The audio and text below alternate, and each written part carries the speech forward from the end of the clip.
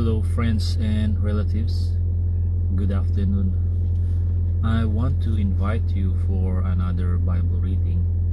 Please join and read with me the words of God in the Holy Bible. I'm going to read 3 chapters today from the book of 1 Samuel, specifically chapters 24 to 26. So we start now on chapter 24. Now it happened, when Saul had returned from following the Philistines, that it was told him, saying, "Take note, David is in the wilderness of En-Gedi." Then Saul took 3,000 chosen men from all Israel, and went to seek David and his men on the rocks of the wild goats. So he came to the sheepfolds by the road, where there was a cave, and Saul went in to attend to his needs. David and his men were staying in the recesses of the cave. Then the men of David said to him, "This is the day of which the Lord said to you, Behold, I will deliver your enemy into your hand, that you may do to him as it seems good to you."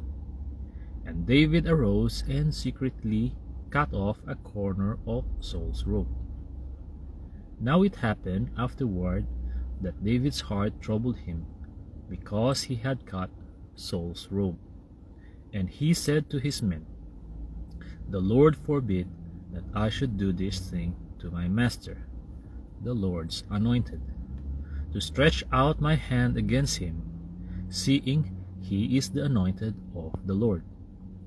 So David restrained his servants with his words, and did not allow them to rise against Saul.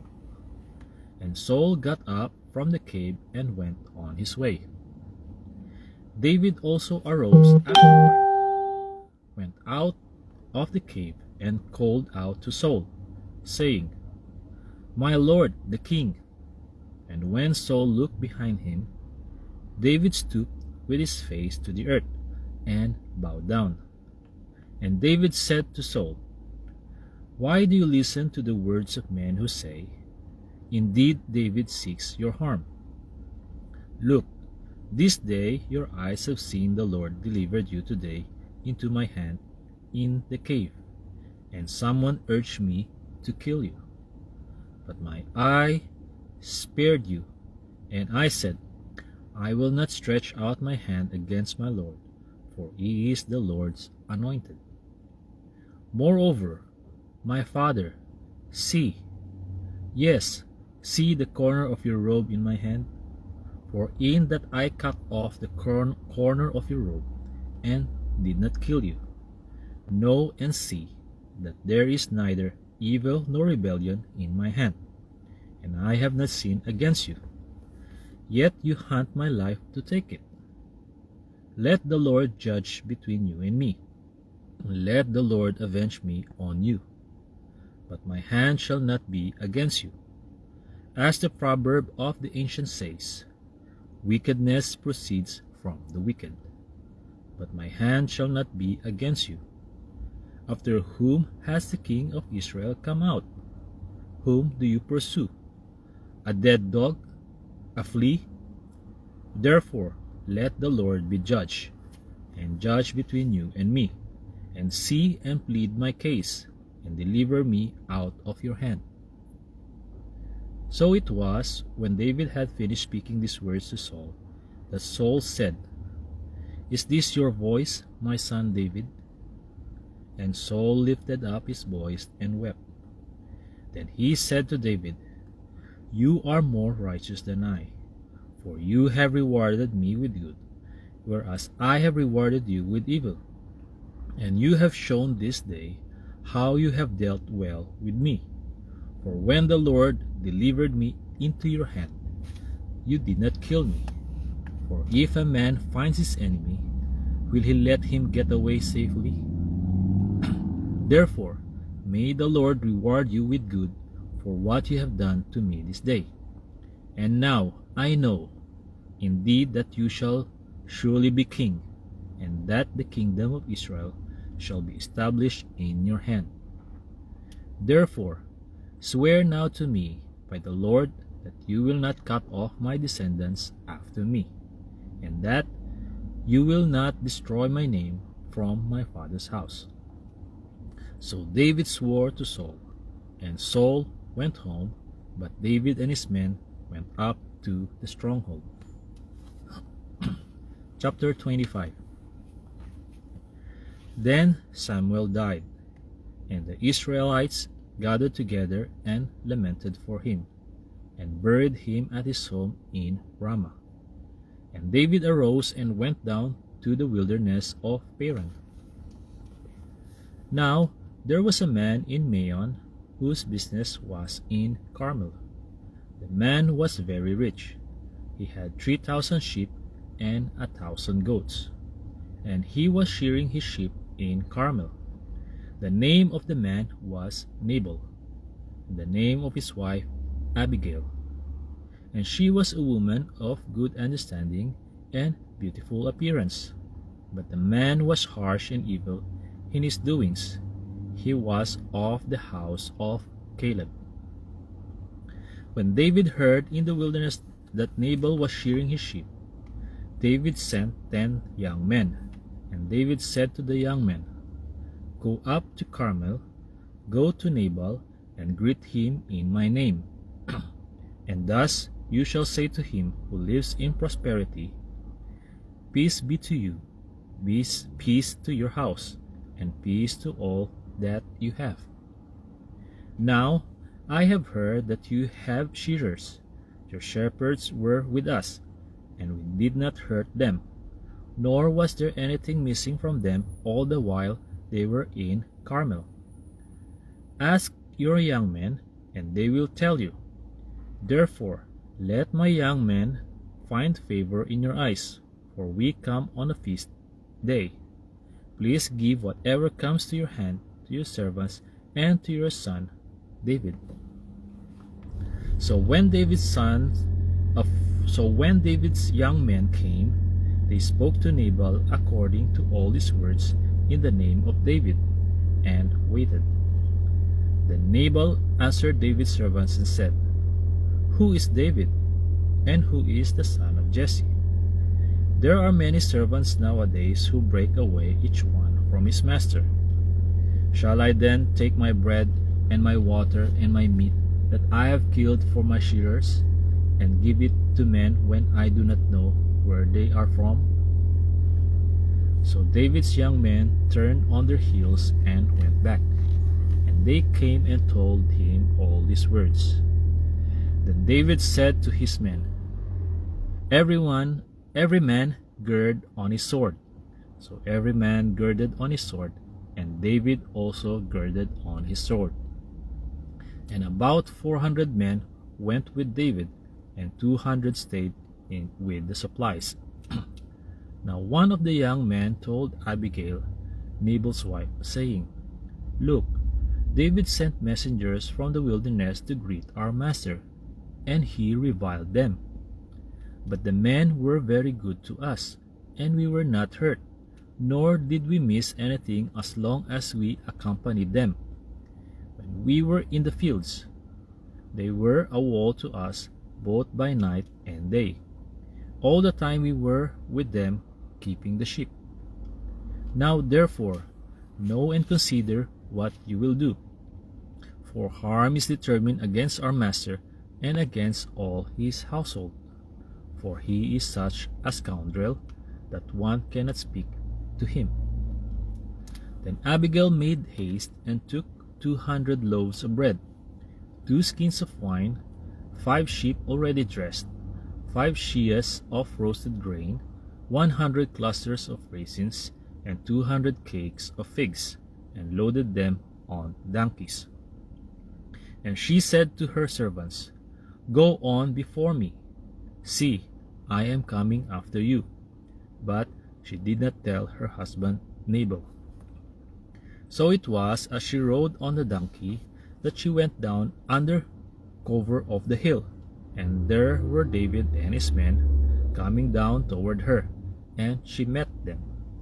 Now David had said, "Surely in vain I have protected all that this fellow has in the wilderness, so that nothing was missed of all that belongs to him.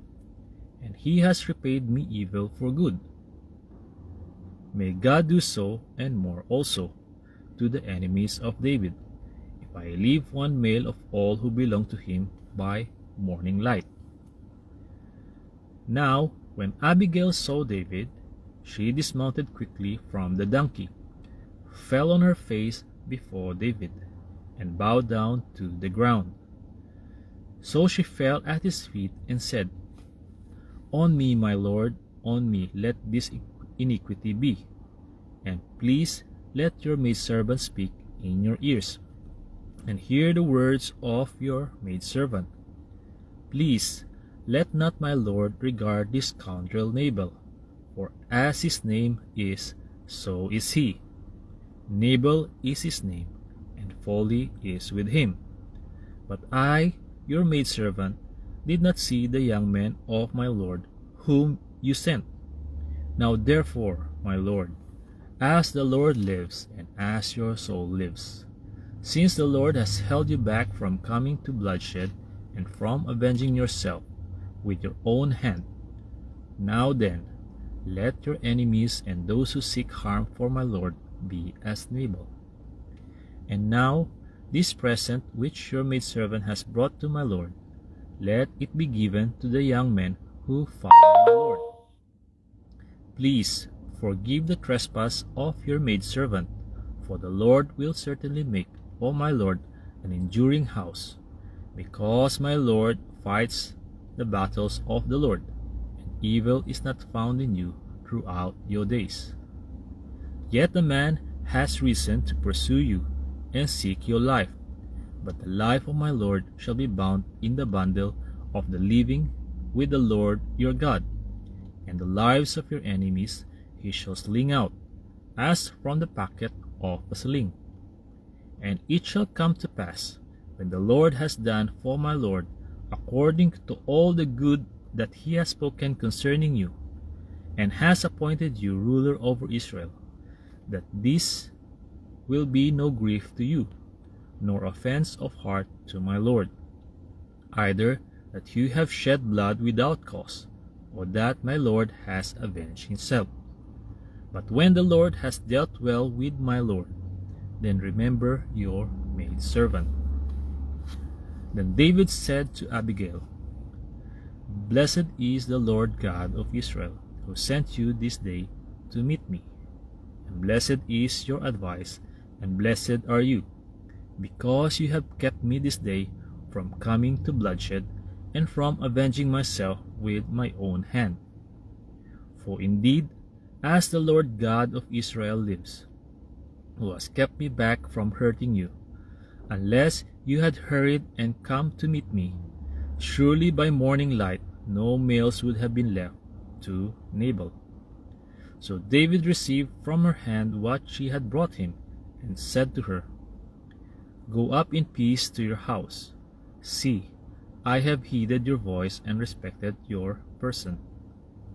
Now Abigail went to Nabal, and there he was, holding a feast in his house, like the feast of a king. And Nabal's heart was merry within him, for he was very drunk. Therefore she told him nothing little or much, until morning light. So it was in the morning, when the wine had gone from Nabal, and his wife had told him these things, that his heart died within him, and he became like a stone. Then it happened, after about 10 days, that the Lord struck Nabal, and he died. So when David heard that Nabal was dead, he said, "Blessed be the Lord, who has pleaded the cause of my reproach from the hand of Nabal, and has kept his servant from evil. For the Lord has returned the wickedness of Nabal on his own head." And David sent and proposed to Abigail to take her as his wife. When the servants of David had come to Abigail at Carmel, they spoke to her, saying, "David sent us to you to ask you to become his wife." Then she arose, bowed her face to the earth, and said, "Here is your maidservant, a servant to wash the feet of the servants of my lord." So Abigail rose in haste and rode on a donkey, attended by 5 of her maidens, and she followed the messengers of David and became his wife. David also took a high gnome of Jezreel, and so both of them were his wives. But Saul had given Michal his daughter, David's wife, to Paltai, the son of Laish, who was from Gilead. Chapter 26.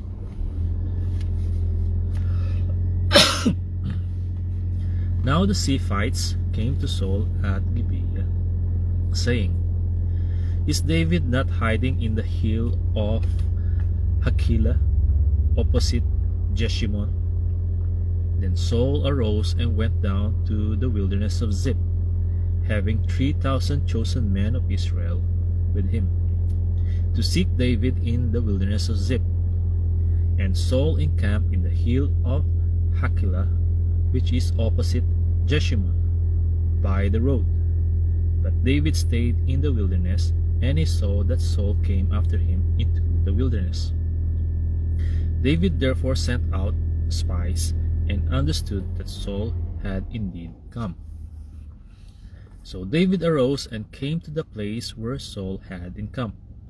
And David saw the place where Saul lay, and Abner the son of Ner, the commander of his army. Now Saul lay within the camp, with the people encamped all around him. Then David answered and said to Ahimelech the Hittite, and to Abishai the son of Zeruiah, brother of Joab, saying, "Who will go down with me to Saul in the camp?" And Abishai said, "I will go down with you." So David and Abishai came to the people by night, and there Saul lay sleeping within the camp, with his spear stuck in the ground by his head. And Abner and the people lay all around him. Then Abishai said to David, "God has delivered your enemy into your hand this day. Now therefore, please let me strike him at once with a spear right to the earth, and I will not have to strike him a second time." But David said to Abishai, "Do not destroy him, for who can stretch out his hand against the Lord's anointed and be guiltless?" David said furthermore, "As the Lord lives, the Lord shall strike him, or his day shall come to die, or he shall go out to battle and perish.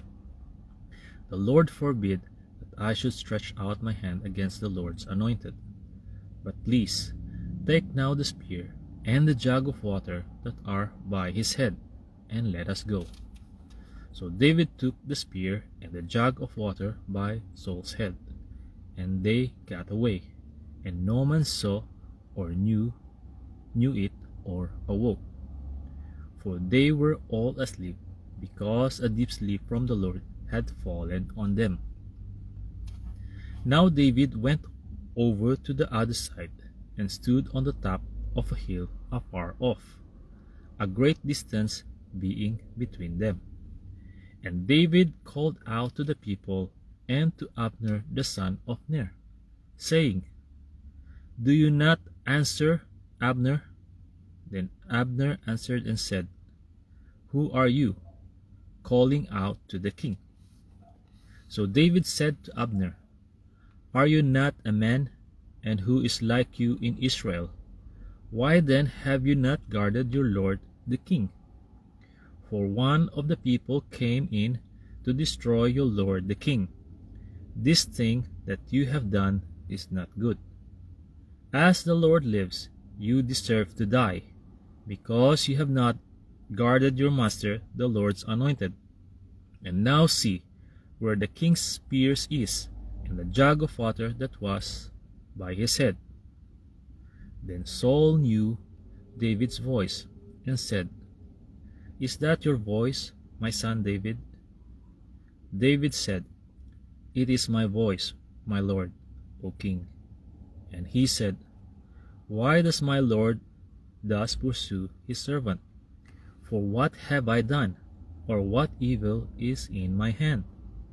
Now, therefore, please, let my lord the king hear the words of his servant. If the Lord has stirred you up against me, let him accept an offering.